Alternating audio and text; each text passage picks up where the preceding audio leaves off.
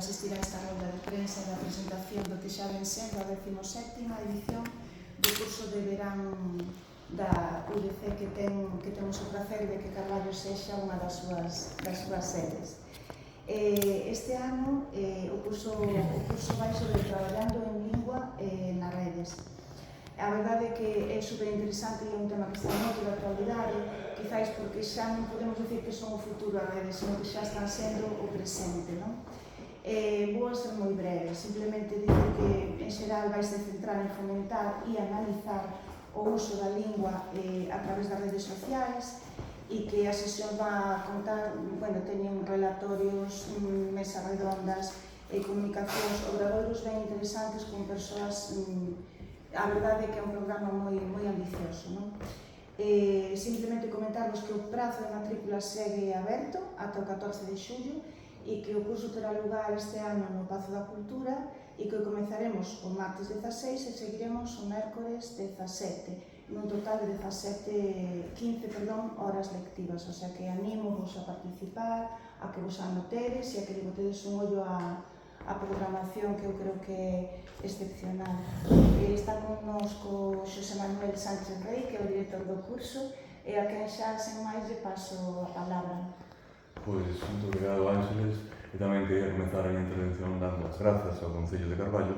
que sempre nos acolle aquí tan generosamente, porque é como estar nunha casa, que nesta terra de Bergantiños, nesta capital da región de Bergantiños. Como se dixo antes, o curso vai xa por a súa 17ª edición, e nesta ocasión, como a todas, mas nesta especialmente, é unha edición ben interesante, porque está centrada nas redes sociais e como poden estas coaxugar para que o galego se normalice neses ámbitos e que avance noutros en que aínda non estén a súa total normalidade. O curso, todos os cursos sempre dicir que son interesantes, mas este penso que o é de forma especial porque, igual que no século XV e XVI,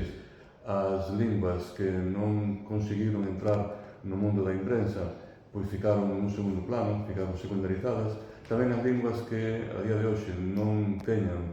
unha actividade, unha presenza forte nas redes sociais van ficar tamén dun xeito evidente nun segundo plano ou van ficar preteridas. Por iso, as redes sociais poden axudar moitísimo para que o galego se normalice, para tornar máis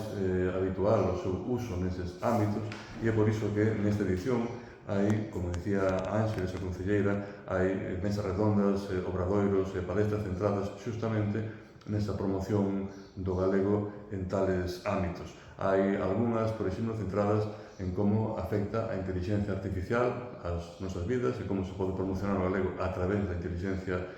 artificial. Hai outras que están centradas en persoas que crean contidos audiovisuais pro galego, outras como se pode facer TikTok en galego, outras como se pode promocionar o compromiso lingüístico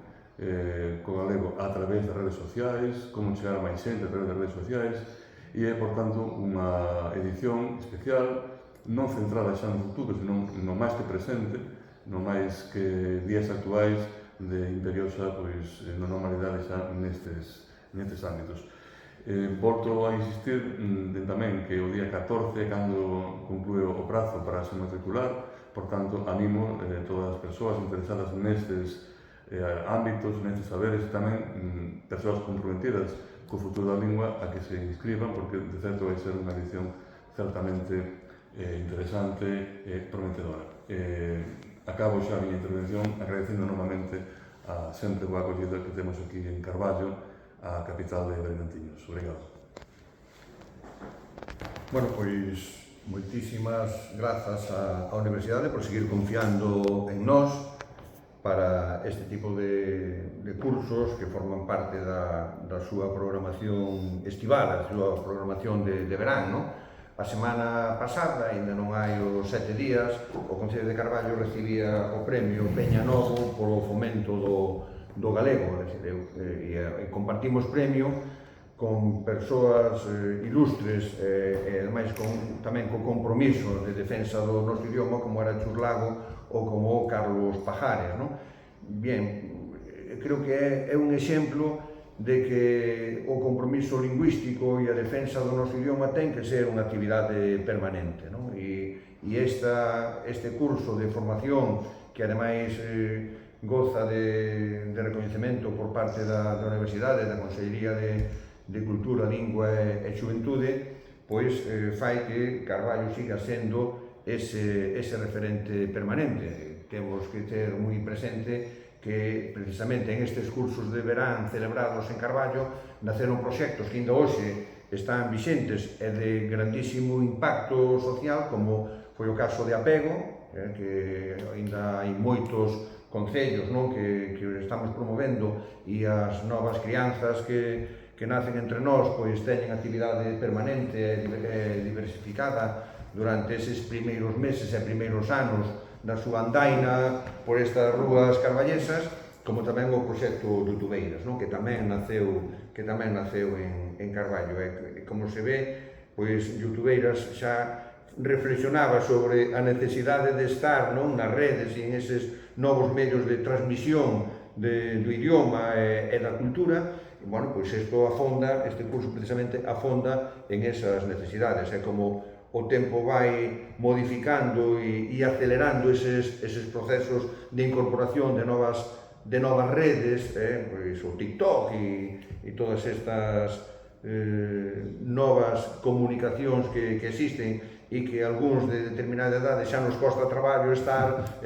continuamente actualizándonos, pois eu creo que é unha oportunidade magnífica para que a xente se actualice e para que vexa todas as potencialidades que hai e as necesidades que hai desde o punto de vista de sociedade galega de formar parte de que o noso idioma tamén teña aí o seu curruncho, o seu espacio, para que a xente nos sigamos expresando no idioma que nos é propio, que nos identifica como galegos e galegas. O agradecemento á Universidade por seguir confiando en Carballo e agardamos que o próximo día 16, que é cando se fai a apertura do curso, no que estaremos acompañados do Secretario Xeral de Política Lingüística, do propio rector da Universidade, e tamén da responsable do Servicio de Normalización Lingüística da Universidade, pois xa que en esa primeira xornada pois que haxa a aula repleta de xente comprometida e curiosa pola implantación do galego en estas novas redes sociais.